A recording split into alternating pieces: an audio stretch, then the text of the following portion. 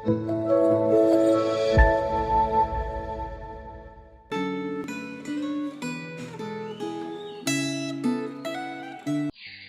saudara-saudara dikasih oleh Tuhan, bersyukur untuk berkat Tuhan yang selalu menyertai kita setiap hari, sehingga hari ini kita diberikan kesempatan untuk merenungkan sebagian dari firman Tuhan kembali. Sebelum kita merenungkan sebagian dari firman Tuhan, mari kita siapkan hati dan pikiran kita. Mari kita berdoa. Tuhan, terima kasih atas berkat pada hari ini, sehingga kami bisa merenungkan sebagian dari firman-Mu kembali. Tuhan, kiranya Kau berkati agar proses perenungan hari ini dapat berjalan dari awal sampai akhir dengan lancar dan kami bisa menerima apa yang ingin Kau sampaikan kepada kami. Semuanya kami serahkan dalam tangan-Mu, Engkau yang berkati. Di dalam nama Tuhan Yesus kami telah berdoa. Amin. Saudara-saudara yang dikasihi oleh Tuhan, tema renungan pada hari ini adalah kekuatan dari saudara seiman dan dari Tuhan, yang terambil dari Daniel pasal 11 ayat 2 sampai 45. Saya akan membacakan beberapa ayat pokok, tapi saya juga menghimbau saudara-saudara sekalian dapat membaca keseluruhan secara pribadi. Daniel pasal 11 ayat 2 sampai 4 berikut bunyinya.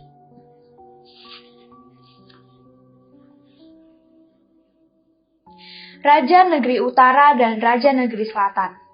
Oleh sebab itu, aku akan memberitahukan kepadamu hal yang benar.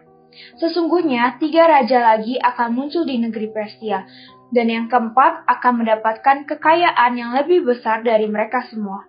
Dan apabila ia telah menjadi kuat karena kekayaannya, ia akan berusaha sekuat-kuatnya untuk melawan kerajaan Yunani. Kemudian akan muncul seorang raja yang gagah perkasa yang akan memerintah dengan kekuasaan yang besar dan akan berbuat sekehendaknya. Tetapi baru saja ia muncul, maka kerajaannya akan pecah dan terbagi-bagi menurut keempat mata angin dari langit. Jatuh bukan kepada keturunannya dan tanpa kekuasaan seperti yang dipunyainya. Sebab kerajaannya akan runtuh dan menjadi milik orang-orang lain daripada orang-orang ini. Saudara-saudara yang dikasihi oleh Tuhan, dari bacaan hari ini kita mendengarkan ataupun membaca ataupun melihat nubuat yang diceritakan secara sangat mendetail tentang peristiwa-peristiwa yang terjadi di kekuasaan Yunani dan Persia. Salah satunya disebutkan terdapat satu raja yang gagah perkasa yang memerintah kekuasaannya dengan kekuatan yang besar, yaitu Alexander Agung. Namun sayangnya Alexander Agung ini meninggal di usia muda dan anak-anaknya dibunuh. Oleh karena kematian Alexander Agung, ini pun membuat kerajaan Yunani pun terpecah belah menjadi beberapa wilayah kekuasaan. Dan ada juga beberapa keturunan Yunani yang memegang kekuasaan ini sebelum era Romawi berkuasa nantinya. Yaitu terdapat keturunan Ptolemy yang memegang kekuasaan wilayah Mesir di kerajaan selatan, dan ada keturunan Seleucus yang memegang wilayah Asyur di kerajaan utara. Setelah kerajaan Yunani ini terpecah menjadi 2 pusat, yaitu utara dan selatan, banyaknya pertikaian dan perebutan wilayah kekuasaan yang terjadi. Dan adanya pertikaian dan perebutan kekuasaan yang terjadi ini pun juga mendatangkan dampak negatif bagi para orang-orang Israel di tanah perjanjian Tuhan.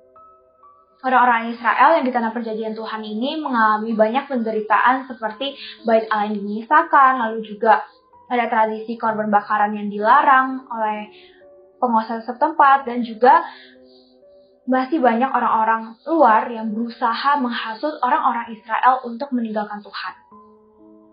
Walaupun di tengah-tengah orang Israel masih banyak masyarakat-masyarakat ataupun kaum-kaum yang dikatakan bijaksana, yang memiliki iman yang teguh kepada Tuhan, yang berusaha meneguhkan orang-orang Israel. Namun usaha-usaha dari mereka pun sulit karena mereka sendiri juga sulit bertahan di tengah penderitaan yang sangat hebat.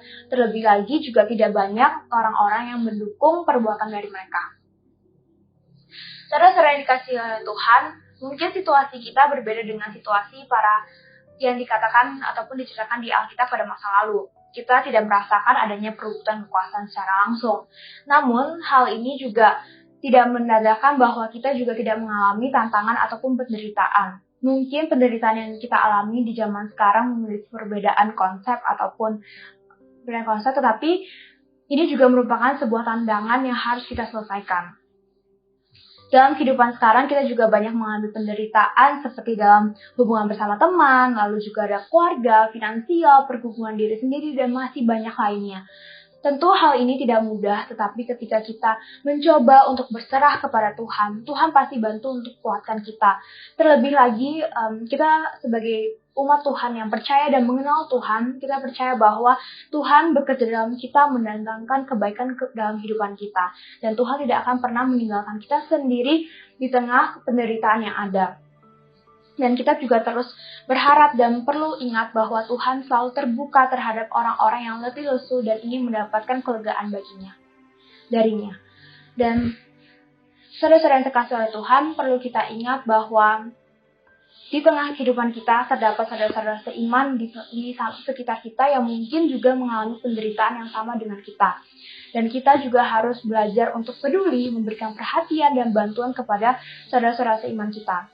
Karena ketika adanya harapan dan kekuatan yang datang dari saudara-saudara seiman tentunya akan menguatkan dan akan membantu mereka untuk mengatasi penderitaan yang ada dan tentunya juga dengan pertolongan dari Tuhan. Tuhan memberkati, mari kita berdoa. Tuhan, terima kasih atas berkat pada hari ini sehingga renungan pada hari ini dapat berjalan dari awal sampai akhir dengan lancar. Tuhan, kami juga kembali diingatkan bahwa setiap penderitaan yang ada dalam kehidupan kita itu merupakan suatu tantangan yang harus kita selesaikan bukan dengan kekuatan kita sendiri saja, tapi kami juga butuh kekuatan dari-Mu. Tuhan juga tolong berkati dan sertai kami agar kami terus bisa berharap dan meminta pertolongan padamu. Semuanya kami serahkan dalam tangan-Mu, Engkau yang berkati. Di dalam nama Tuhan Yesus kami telah berdoa. Amin.